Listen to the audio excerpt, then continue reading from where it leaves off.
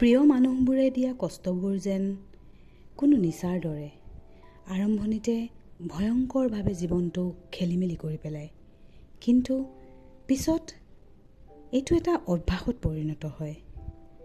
কিছুমানে সহ্যৰ শক্তি সীমা পাৰ হৈ গ'লে সাঁতুৰি ইপাৰলৈ গুচি যায়, আৰু আন কিছুমানে কষ্টবোৰ সহ্য কৰি থাকি অভ্যাস কৰি লয়, আৰু শেষত সেই সম্পৰ্কবোৰত কোনো অনুভূতি নাথাকেগৈ।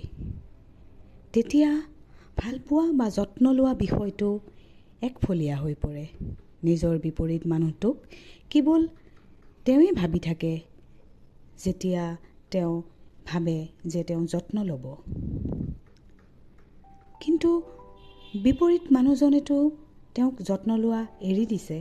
গতিকে গোটেই সম্পৰ্কটো এখন নাটকত পৰিণত হয়গৈ।